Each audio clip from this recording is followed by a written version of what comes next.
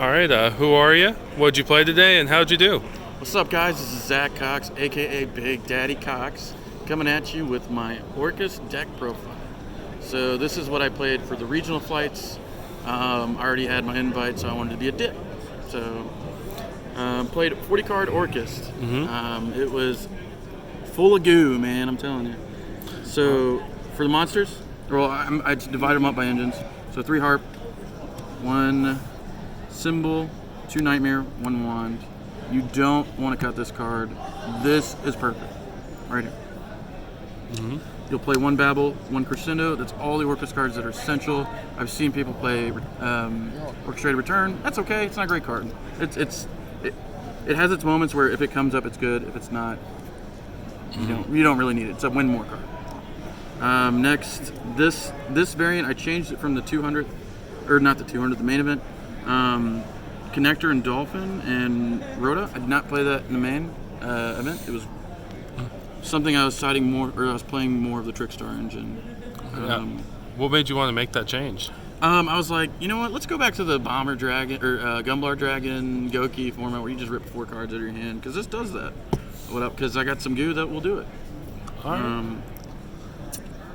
Next is 3 Nessie, 3 Jack, 3 Snake. I paid way too much for these cards, so I'm not going to play them at 3. And they're the best extenders you can currently get.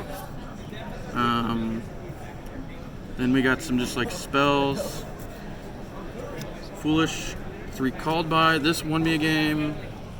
This card never was in my hand because they're commons. Played card destruction because I'm stupid. But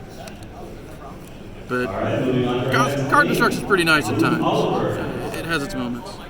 Double twin because we're in a format where Striker's running around. Very powerful with Mystic Mind. I had this at 3 in the main for the main event, and when it wins games, Twin Twister wins games. It shuts down decks that are back row dependent, and it also creates disruption, allows you to get cards out of your hand. I don't play MST. That's just, it doesn't fit with the whole archetype. It's like kind of Infernity where you don't want stuff in your hand. You want it in the grave. Do you think you'd swap the card destruction for a 3rd Twin Twister? Either a 3rd twin or another danger. One thing I kind of wanted more was a level 4 that I could summon off of them. Because I usually, throughout a combo, if I'm going 2nd, I'll definitely use 2 dangers at least if I have them. If I Aqua Dolphin, I'll use a danger, and then I'll use Mermaid for a danger.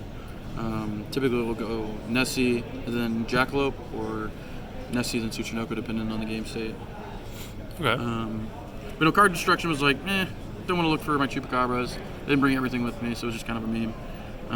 Then the Phantomite cards.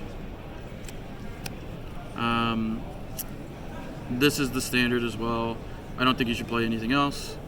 I used to play 2 of this. It just doesn't do enough. And then these cards also like coming in my hand. This, they like being in my hand throughout the day. This card was insane. Great extender.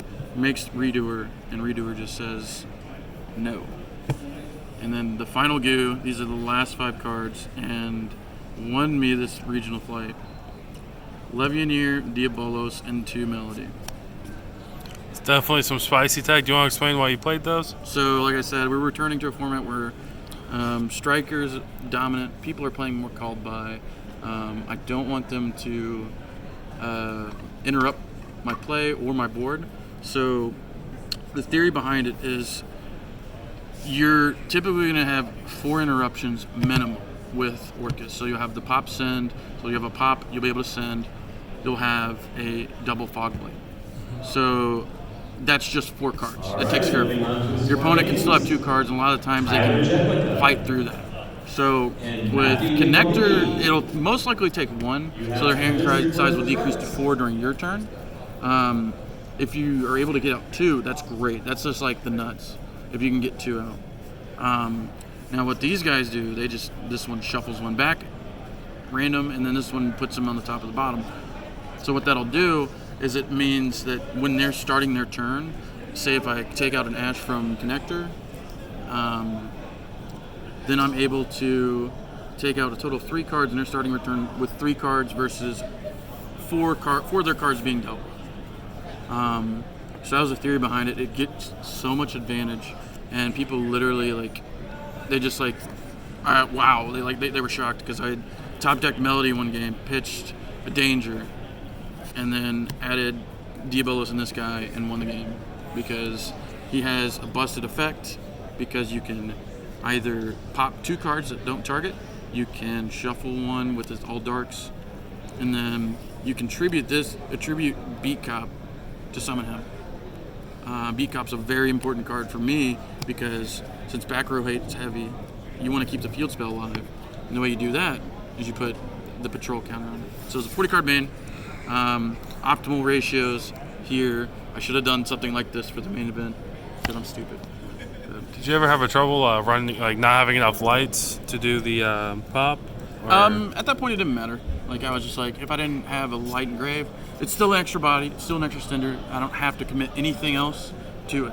And most of the time, everybody had either a card in hand or like they had a card in hand when I'd do it. I wouldn't do it if I didn't have a way of getting an impact out of it. Okay. Very high impact cards definitely changes games in your favor. So now I'll get to another thing too. The extra deck, you play this lineup.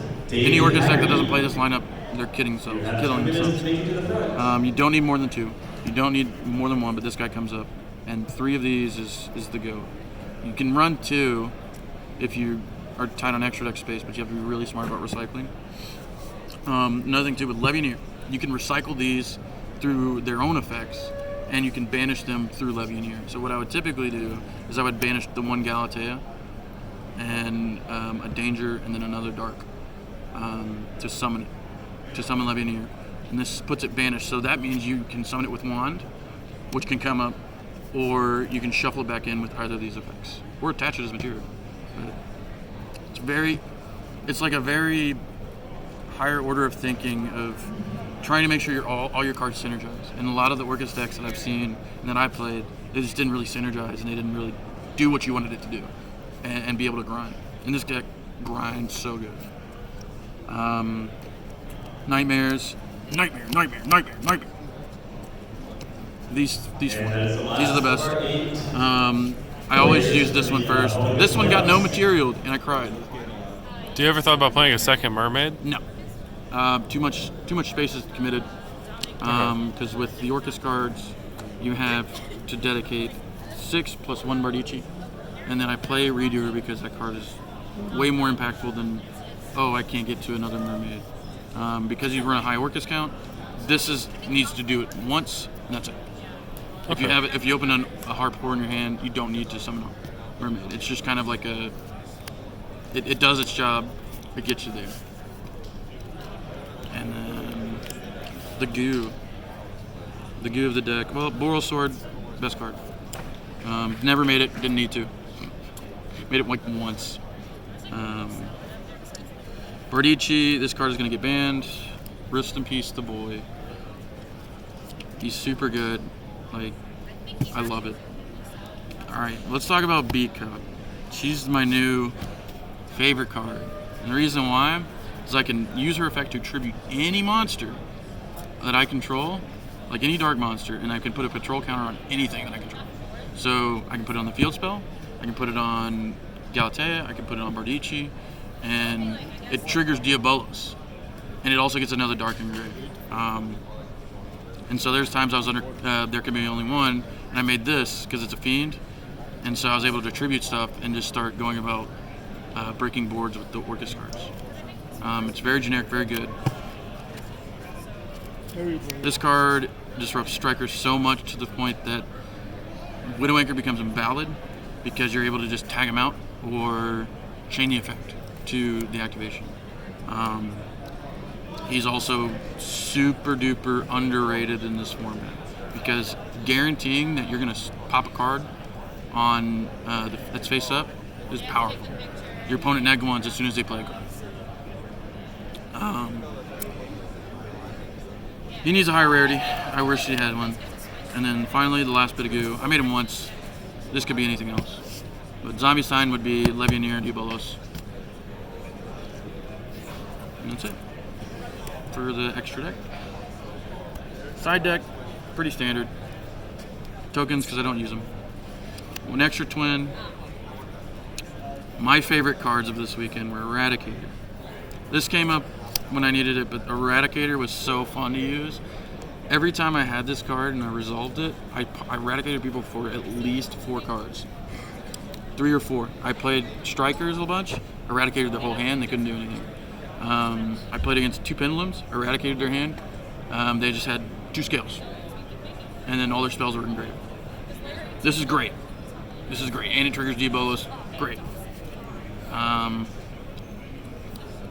Great card for all the top tiers.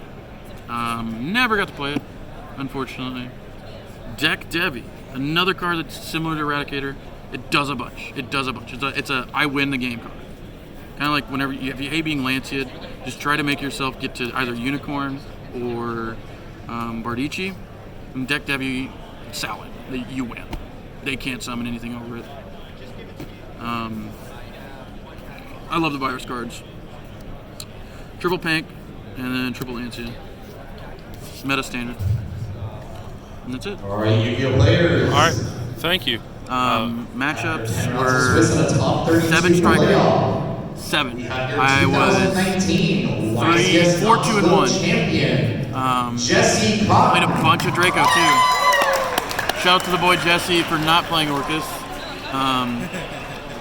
Yeah, I played a bunch of Draco and a bunch of Striker. I played 0 Orcust. 0 Orcust were present in my matches. And then I played a bunch of Pendulum. I played 3 Pin Magician. Pin Magicians were always 2-0. They always bricked or just sucked. And Striker players, the more I went on, the harder it was. But you have to deal with Mystic Mind first, or multi-rule. Otherwise, you lose. Any shout-outs that you'd like to give, other than to Jesse? Shout-outs to my boy T-Rav for driving us up here, aka P, Variant Duelist. He's the homie. Love him. No homo. Shout-out to Team Nocturnal. Thanks for believing in me, even though I suck at times, and I like to play Trickstar. Shout-outs to Leo, Nick, and Ramiro. Guru sucks. All right, thank you.